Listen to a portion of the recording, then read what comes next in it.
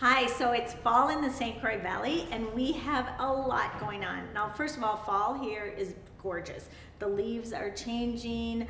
We've had exceptionally good weather. We just got done with the harvest fest and the big pumpkin drop, but we have more. And one of the things that's exciting for us here at Truen Group is our office space.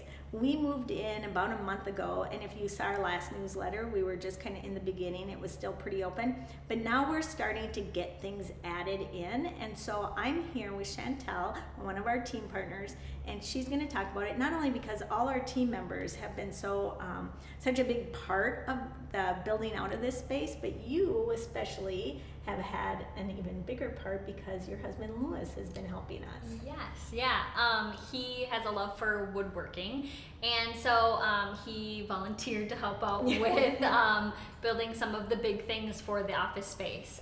So one of them, which is this really cool backdrop here. Mm-hmm. This will be the first thing you see when you walk into the office space, and it will eventually have our sign up on it too. That's being made by a local artist. We are doing our best to kind of source locally, so that's kind of one of our goals. Yep. And he's also building two big tables. So one is a square 6x6 table, which will go in the conference room. Mm-hmm. And that was a big deal to us because when we're in the conference room, that's with our clients and with some of our partners, and especially our clients, we're talking about your finances, your family, your goals, dreams, wishes, and we didn't want to be at this really long conference room where we're kind of shouting down the table at you. So it is cool. It's like two on each side, and we get to talk like this, and it's a great space. Yeah, it's going to be really awesome. And then the second table that he's making is I think it's 5 by 11. It's big, but it's for a team, so something we can all sit around and collaborate around. Right, and that table, so all these tables are going to have hickory top, kind of stained darker, and where are the legs? They're from a local metal fabricator. It's Element Ironworks in Richmond is the company. Again, locally sourced. We're excited about that. Mm-hmm. And I have to tell you, my goal, or my vision at first was to have enough space, enough desks around for each team partner. But then it was actually, I know it was your idea, and everyone's like, yeah, that's exactly what we should do. We collaborate so much, and we're talking about our clients. We're making sure our clients are taken care of, our marketing. What are we doing to kind of improve? And so we decided to go with this big table. A big table. We joked about it 5 feet. I'm 5 feet tall. I could lay sideways. Yeah. I ever get tired, I'm just going to lay on the table. That's funny. So yeah, those are kind of the big things going on. We also have another space here where we actually is more of, we have chairs. They're kind of cool. We're going to show you some photos of that. And that's going to be, again, another collaboration space, training. We're always looking to improve, do better, do better by our clients and, the latest and the greatest. And then we have some other spaces, some podcast area. We have a break room. Yep. Yeah. We have the little phone booth area too, which is kind of cool. Just some place that we can be that's a little bit more private and stuff like that. But the designer that you picked out, Ada, she has knocked it out of the park. Yes. And her designs for all those individual spaces that just really bring everything together has been really, really cool to watch. I do want to give Ada a shout out here because not only is she exceptional in the design and the vision of everything, she has to work with me where I'm like, I want this. Oh no, I don't. Now I want this, whatever. And she's worked with Louis and kind of getting everything honed in. She has done a great job. That table for the phone booth, she actually found, I think on Facebook Marketplace, and then sand it. I mean, she's very hands-on. She goes and gets this stuff. She brings it in. She sets it up. And she does an excellent job. Yeah, so and it is nice that she's so hands-on so that we can still focus on our clients and everything like that. Exactly. So when it comes to our space, we are actually going to have an open house here on October 27th from 5 to 8 p.m. So if you're watching this, you are on the invitation list, so please look for a postcard, RSVP, but remember that October 27th from 5 to 8, and it will be great. Hopefully everything will be done. It better be. Come on, Lou. And we'll be here. If not, we'll improvise. We're good at that too. So in addition to all this happening in our area and in our space and everything going on, we do keep an eye on the market during this whole transition time as well. And normally we see a slowdown in August or early September, back to school kind of stuff, last vacations. But this year that slowdown kind of extended a little further into September, but now we're in October. And so Stephanie and I will be discussing the local market update. So Steph, let's talk about, and I think you like to take kind of the big picture year to year kind of comparison. So what's our market look like right now? So yeah, I like to look at the trends year to year in our local area, but also see how it's tracking with what we're filling month to month. Mm-hmm. So I looked at the three areas that we like to look at a lot, Stillwater, Lake Elmo, and Hudson.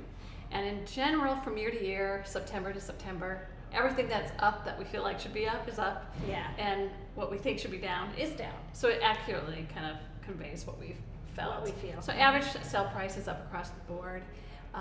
Days on market is down. Average price per square foot is up. The percentage of your sale price to your original list price is up. And those, the percentages can vary, but in general, up from last October. Or September, sorry. Right, and when we look at these numbers, obviously, we're looking at contracts that were signed in August, late July maybe. Yeah. And so these are our closing numbers. Yeah. So So we're seeing saw. like days on market in general. You're looking anywhere from 41, 70. I mean, it just depends. But in general, those drop significantly. Again, that reflects what we've always said about the inventory is down. So you're going to see days of market down, prices up. So that kind of reflects everything that we've been saying. It's not just us saying it. I know, the right? numbers reflect It's what we've been actually saying. actual. It's actually true. But then what else also I like to look at, because we feel things in the market. And we hear anecdotes, and people are always talking about, I'm sure you've heard this question, is it quieting down? Yeah. So does it feel like that? Is it really quieting down? So I like to look at September, the first part of October, and the first part of October, for example. Right. So we don't have all of October, but we have the 1st through the 11th, roughly. And that's an interesting story. A little mixed bag. We have some prices are up, average price, sales price up, some days in market down. But in general, the number of closings across the board is down. Right. So what does that tell us? Is it feeling quiet? It might be feeling a little quiet as far as the number of closings happening, which means maybe September may have not had as many sales. Right, which normally we see a slowdown in the end of August, beginning of September. Again, we talked about this before, back to school, last kind of hurrah at the cabin and vacations going on. But this year it did feel slower. It did feel slower. And as agents, we're always like, does it feel slow to you? It feels slow to me. And it's almost like when you're looking at the stock market. Every once in a while you'll see a dip, but we're not looking for there's no big crash. No.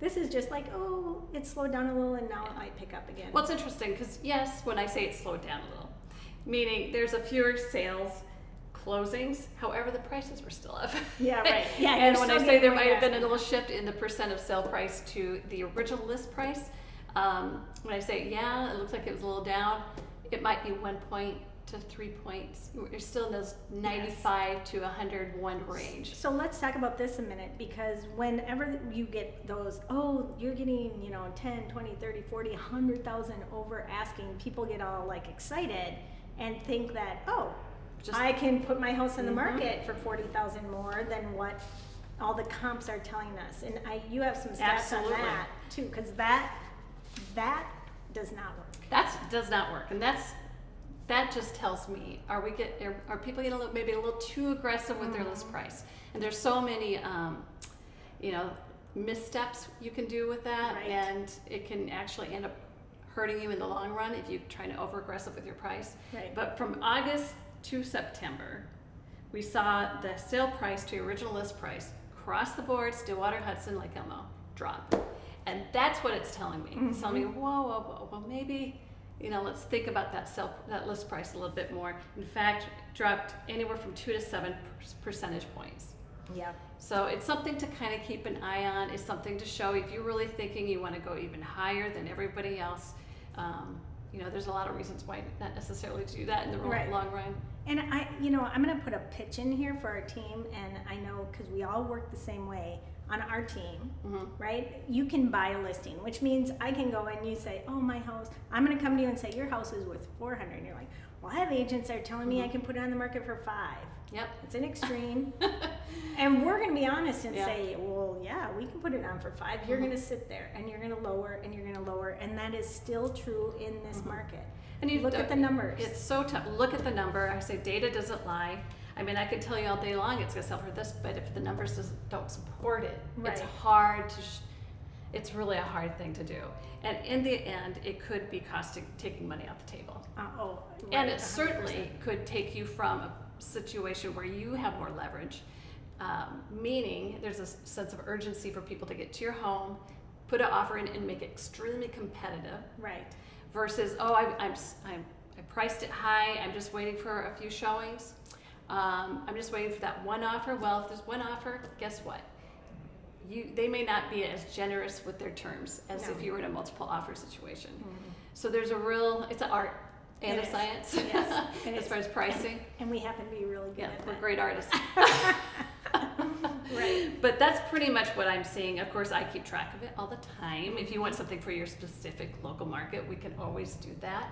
I just like to hit the 3 big ones in the area, and generally more data is more reliable data. Sometimes when you pull down too small, the information can be a little skewed.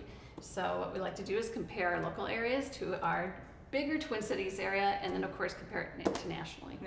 Exactly. So like Stephanie said, if you'd like specific information on your house, even if you're not thinking of selling for a while, you just want to know what your neighborhood's doing, please reach out to us. So let's talk buyer needs. Yeah, so if you saw our newsletter from last week, we are still looking for river homes on either side, Minnesota or Wisconsin.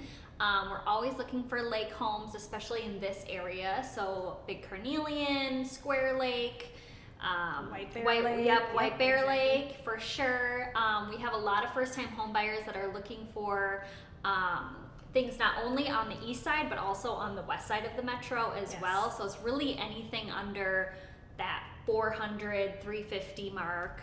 The lower the better usually for those first-time home buyers. Exactly. Yep. And then we also have looking for some townhomes that are one-level living and under that 300 range in the Woodbury and Oakdale area. Right. And then we have one unique buyer, we have a buyer looking for a unique property. Yep. Probably a unique buyer also, and they're looking for a log cabin type home on a few acres, privacy, and it doesn't even have to be that large. And so, if you know anyone who lives in a log cabin home and looking to sell, please let us know that. And that would be anywhere in our kind of St. Croix Valley area. So great, thank you. In addition to our buyers and our downsizing videos, we have just listed and just sold, and those are further down in our newsletter, so make sure to check those out. So now we'll head over to Lake Nokomis for Rehab Corner and talk to Jacob about flooring. So welcome to Rehab Corner, and this month we're going to talk about flooring. We've already covered appliances and cabinets, and I'm here with Jacob Dick, team member, our investment specialist, and rehab king here on Lake Nokomis duplex. So I'm going to tell the story of the floor. So this floor, especially in this room, and it was in the bedroom too, right? The wood, I can't remember where it all was. Yep, it's in the living room, and it goes and stretches in the hallway to the bedroom. Yep, and it was really, it was good wood flooring that had been trashed. And this is a warning I want to give anyone who, you go into a house, a lot of times people go, oh, there's real wood, wood under the carpet, but we never know what that condition was. We knew the minute we walked in. So tell me the process of deciding if you could refinish the floors or not. Yeah, so not only was it looking into fixing up the hardwood floors, but then there was also different flooring in the kitchen and the bathroom, which I would have also had to replace. So it's taking into consideration working with multiple different flooring types, as well as refinishing and sanding down and restaining the hardwood floors, that I made a decision to just do a single type of flooring throughout the entire first level. So when when we talked about redoing the floors, though, you really did look into it. You looked into a company to do it. You thought about renting the equipment, but it was just tell them the condition of the floor. What was the no-go on it? It was really more about the deep gouges in the flooring that really would have taken a lot of hard sanding, as well as sanding throughout to then be able to restain it properly. Yeah, I just don't think it was recoverable. I was sad. I was sad. We were like, oh, this is sad. So then let's talk. So, okay, can't do that. Multiple floorings throughout the place. What is this and what made you decide to go with it? So this is LVP luxury vinyl plank. It is a durable, waterproof, floating flooring. Floating flooring. So it's already, it's got great texture, by the way. And because this is going to be a rental, and because, again, it's a starter home, so we're not going to go crazy on our budget. So a floating floor, which is great because you were able to make it level throughout the whole place with different, what is that, underlayment, right? And we looked into like an engineered wood, which is really expensive right now. It used to be not as bad, but everybody wants it. It's a starter home, it's a rental, so durability is great. And where did you find this stuff? So I found this one at Minnesota Home Outlet. I looked at all the regular big box stores, Home Depot, Menards. They have really great LVP products, but I found a great deal during the 4th of July sale at the outlets. If you watched our last episode, we got the appliances on sale during the Memorial Day sale, and the flooring during the 4th of July sale, Labor Day sale. Did we hit anything up for that? I can't remember. Our office chairs. Yeah. I know. You should hit the holidays for sales. I think that's our message. And it was really good. And how about install? Easy? Easy. It's just what's great about LVP, all you need is a knife to score the back of it to snap it off, and then it clicks in place. Yeah, and it's beautiful. It really does. I don't know if this is going to be picked up on camera the way it is.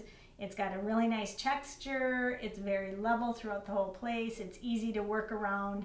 He has some vents to work around and doorways and different trim, and you did a good job. Thank you. So that's flooring. Stay tuned for next month and see what we have coming up then. So lots going on here in Stillwater and the St. Croix Valley. And one other thing we want to mention is on October 30th, which is Saturday, they have downtown trick-or-treating. So bring your kids, your grandkids, nieces, nephews. It's so fun. I know we enjoy it as businesses down here, and you can take them up and down Main Street, and the retailers and businesses and restaurants have things for them to go trick-or-treating in a really fun and safe environment. We here at the Truen Group are all going to be dressed up, and we are at 321 Main Street, and we're right between Al Fresco and Enchante, two great retailers down here. And so come down and visit us. And then again, remember October 27th, which is a Wednesday, is our open house here from 5 to 8. So look for that postcard. Please come visit us. Our space will be ready, we hope. And so it's going to be just a great time.